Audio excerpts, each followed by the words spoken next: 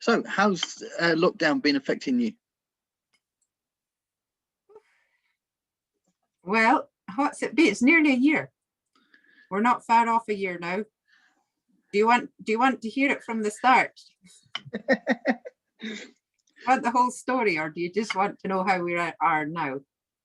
You can have a phone a little bit from the start if you want. Yeah. Okay, full-time touring musicians, longest we're ever in one place in the last 7 years would probably be Gran Canaria in the winter, which we would do about 3 months. Otherwise, we're on the road all over Europe and the UK, just touring in a van, staying with friends. And on the 15th of March last year, Spain went into lockdown. It took us a week and a half to get a flight out of Gran Canaria, realizing that there was no other option but to try and get home. And we made it kind of by the skin of our teeth to our own house on the Isle of Lewis. The 2 hours before lockdown in the UK, we got to the ferry. And because of that, then we were allowed to get on the next day and we got home. But then unfortunately, our house is not livable. So we've been glamping for a year, but we are learning to build houses, that being ours. In a way, the music has taken front and back seat. That sounds bizarre, but I started doing my tune a day, and that just it didn't go viral, but it took off. And that took me on a whole trip of a lifetime in itself. And in that first 6 months, I wrote 22 tunes, recorded them, made an album, wrote a book, made a lot of DVD of the whole concert and also of the scenery of the islands in Lewis. And yeah, not something I'd ever contemplated. And we had to record it all ourselves, of course, because there was no way to go to studios or anything. So we've been on an upward curve for the last year. It's been amazing. And now we're into sort of the second year of it in a way. And we don't have a clue what's going to happen next, but we're kind of now full-time just trying to get the house up and running. But now I'm getting a bit more back into music. I've really put it down for about 3 months. I haven't done anything. And I've just started to sort of do more live streams and post up tunes and things again, but not fully convinced what way to take it. Is that it in a nutshell? In a nutshell, yeah. A big nutshell. Yeah. And so lockdown has had a major effect, but has it changed the way that you've approached music? Has it?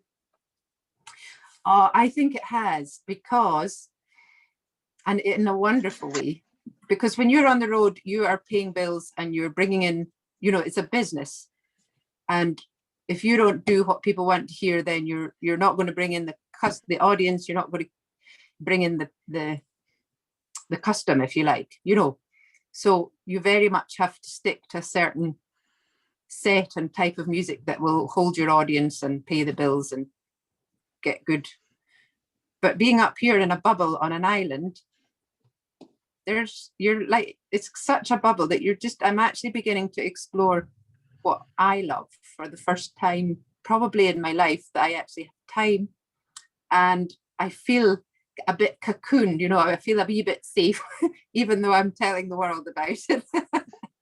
I somehow feel a wee bit protected and a wee bit safe that I can start to try. I love blues and jazz, and I love all the Christian stuff and the gospel stuff.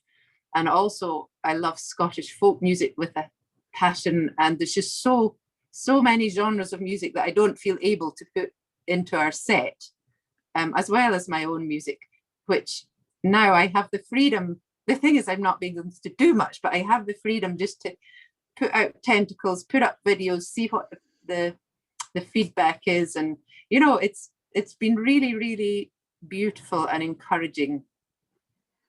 Yeah, it's a completely different approach and has opened so many doors in my mind, never mind anything else.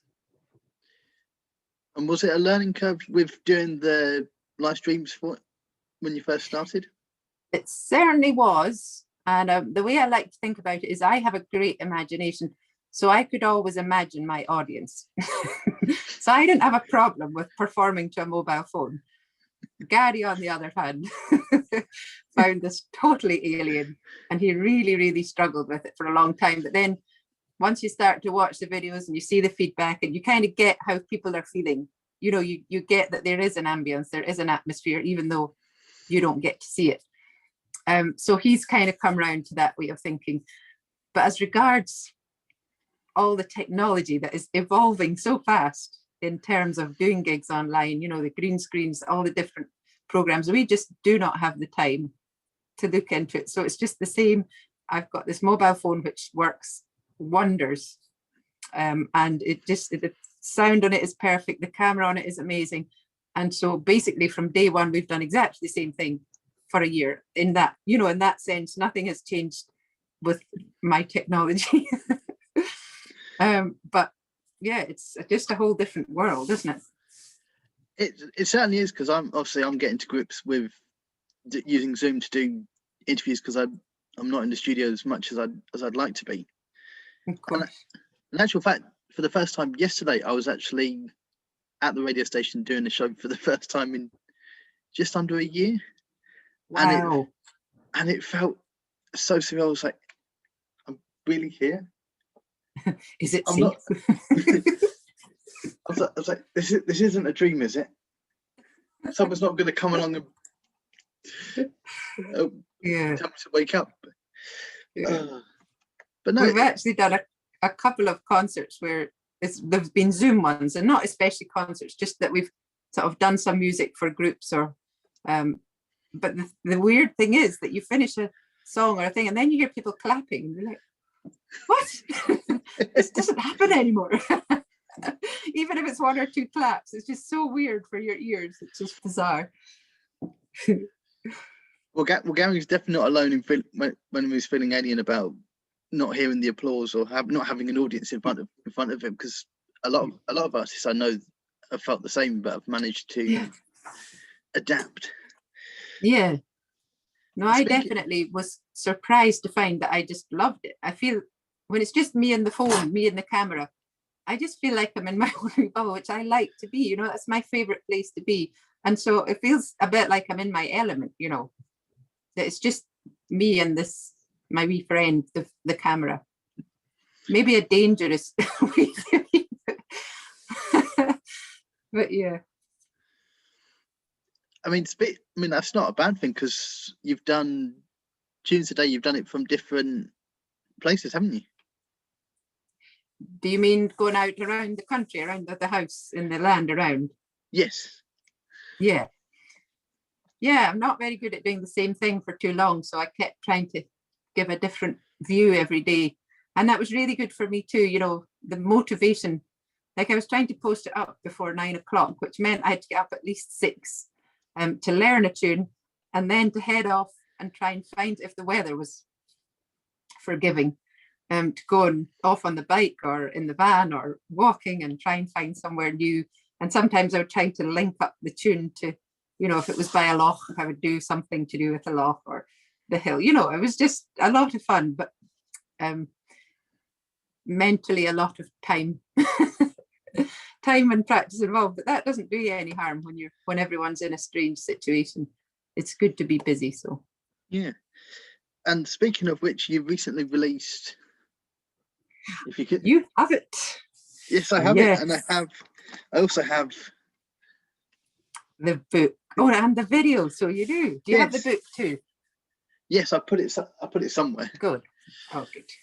Because the video and the book and the CD, they just kind of, they're like hat and glove, aren't they, really? Yeah. So I think I know